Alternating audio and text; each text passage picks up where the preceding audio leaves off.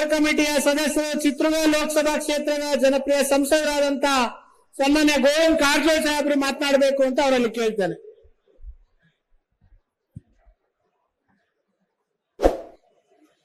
ಹೋರಾಟದಲ್ಲಿ ಭಾಗವಹಿಸಿರ್ತಕ್ಕಂಥ ರಾಜ್ಯದ ಅಧ್ಯಕ್ಷರು ಶಿಕಾರಿಪುರದ ಸನ್ಮಾನ್ಯ ಶಾಸಕರಾದ ವಿಜೇಂದ್ರ ಅವರೇ, ಮಾಜಿ ಮುಖ್ಯಮಂತ್ರಿಗಳಾದ ಬಸವರಾಜ ಬೊಮ್ಮಾಯಿ ಅವರೇ, ಪ್ರತಿಪಕ್ಷದ ನಾಯಕರಾದ ಆರ್ ಅಶೋಕ್ರವರೇ, ನಾರಾಯಣ ಸ್ವಾಮಿ ಅವರೇ ಮತ್ತು ಸುಧಾಕರ್ ರೆಡ್ಡಿ ಅವರೇ, ಜನಾರ್ದನ್ ರೆಡ್ಡಿ ಅವರೇ, ರಾಮ್ಲು ಅವರೇ, ವೇದಿಕೆ ಮೇಲೆ ಆಸೀನರಾಗಿರ್ತಕ್ಕಂಥ ಎಲ್ಲ ಗಣ್ಯಮಾನ್ಯರೇ, ಈ ಹೋರಾಟದಲ್ಲಿ ಭಾಗವಹಿಸಿರ್ತಕ್ಕಂಥ ಅಣ್ಣ ತಮ್ಮಂದಿರೇ, ಶ್ರದ್ಧೆಯ ತಾಯಂದಿರೇ, ಮಾಧ್ಯಮದ ಪ್ರತಿನಿಧಿಗಳು,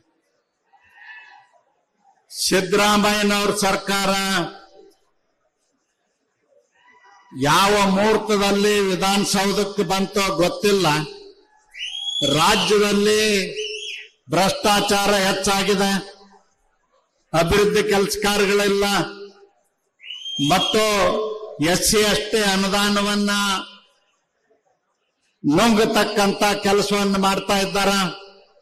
ಅಷ್ಟೇ ಅಲ್ಲ, ದುರಾಡಳಿತದಿಂದ ಬಳ್ಳಾರಿಯಲ್ಲಿ ಗೋಲಿಬಾರ್ ಆಗಿ ಒಬ್ಬರು ಸಾಯ್ತಾ ಇದ್ದಾರೆ. ಗೋಲಿಬಾರ್ ಮಾಡಿದಂತವ್ರು ಯಾರು? ಸುಪಾರಿ ಕಿಲ್ಲರ್ಸ್ ಅವರು ಸರ್ಕಾರಿ ಗನ್ಮನ್ಗಳಲ್ಲ. ಸುಪಾರಿ ಕಿಲ್ಲರ್ಸ್ ತಗೊಂಡು ಬಂದು ಇವತ್ತು ಭರತ್ ರೆಡ್ಡಿ ಅವರು ದೊಡ್ಡ ಅಪರಾಧವನ್ನ ಮಾಡಿದ್ದಾರೆ. ನಾನು ಈ ಸಂದರ್ಭದಲ್ಲಿ ಸರ್ಕಾರಕ್ಕೆ ಒತ್ತಾಯ ಮಾಡ್ತೀನಿ, ನಿಮಗೆ ನೈತಿಕತೆ ಇದ್ರೆ ಸಿದ್ದರಾಮಯ್ಯನವರೇ ಮೊದಲ ಭರತ್ ರೆಡ್ಡಿ ಅವ್ರನ್ನ ಅರೆಸ್ಟ್ ಮಾಡಿ ನಂತರ ತನಿಖೆ ಮಾಡಿ. ಮಾಡ್ಲಿಕ್ಕೆ ಆಗದೆ ಇದ್ರ ಕೇಸನ್ನ ಕೂಡಲೇ CBIಗೆ ವಹಿಸಿಕೊಡುವಂತ ಕೆಲಸವನ್ನಾದರೂ ಮಾಡಿ.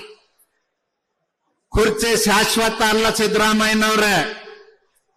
ಈ ದೇಶದ ಉದ್ದಗಲಕ್ಕೂ 573 ಜನ ರಾಜ ಮಹಾರಾಜರು ತಾಮ್ರ ಪಟದ ಮೇಲೆ ಬರೆದಿಟ್ಟುಕೊಂಡಿದ್ರು, ಈ ಭೂಮಿಯ ಮೇಲೆ ಸೂರ್ಯ ಚಂದ್ರವರೆಗೂ ನಾವೇ ಈ ಭೂಮಿಯ ಒಡೆಯರುತ್ತೇಳಿ ಹೇಳಿಗೆ ಹೆಸರಿಲ್ದ ಹೋಟೆಲ್ಗಳಲ್ಲಿ ಕೆಲಸ ಮಾಡುವಂತ ಪರಿಸ್ಥಿತಿ ಬಂದೋದಕ್ಕೆ ನೀವು ಯಾವ ಗಿಡ ತಪ್ಪಲ? ನಿಮಗೆ ಅಧಿಕಾರ ಶಾಶ್ವತ ಅಲ್ಲ. ನೀವು ಯಾವ ರೀತಿ ಆಡಳಿತ ಮಾಡಿರಿ ಅನ್ನೋದು ಮಾತ್ರ ಶಾಶ್ವತ. ಅದಕ್ಕಾಗಿ ನಾನು ಈ ಸಂದರ್ಭದಲ್ಲಿ ಸಿದ್ದರಾಮಯ್ಯನವ್ರಿಗೆ ಒತ್ತಾಯ ಮಾಡ್ತೀನಿ, ಕೂಡಲೇ ಭರತ್ ರೆಡ್ಡಿ ಅವ್ರನ್ನ ಅರೆಸ್ಟ್ ಮಾಡಿ, ಇಲ್ಲ ಅಂದ್ರೆ CBIಗೆ ವಹಿಸಿಕೊಡ್ಬೇಕಂತ ಆಗ್ರಹ ಮಾಡಿ ನನ್ನ ಮಾತು ಮುಗಿಸ್ತೇನೆ. ನಮಸ್ಕಾರ. ಲೇಟೆಸ್ಟ್ ಹಾಗೂ ಇಂಟ್ರೆಸ್ಟಿಂಗ್ ಸುದ್ದಿಗಳಿಗಾಗಿ ಬಾಸ್ ಟಿವಿ ಕನ್ನಡ ಚಾನೆಲ್ನ ಸಬ್ಸ್ಕ್ರೈಬ್ ಮಾಡಿ, ಹಾಗೆಯೇ ಬೆಲ್ ಐಕಾನ್ ಪ್ರೆಸ್ ಮಾಡಿ. ಇದರ ಜೊತೆಗೆ ಫೇಸ್ಬುಕ್, ಇನ್ಸ್ಟಾಗ್ರಾಮ್, ಎಕ್ಸ್ ನಲ್ಲೂ ಮಿಸ್ ಮಾಡದೆ ಫಾಲೋ ಮಾಡಿ.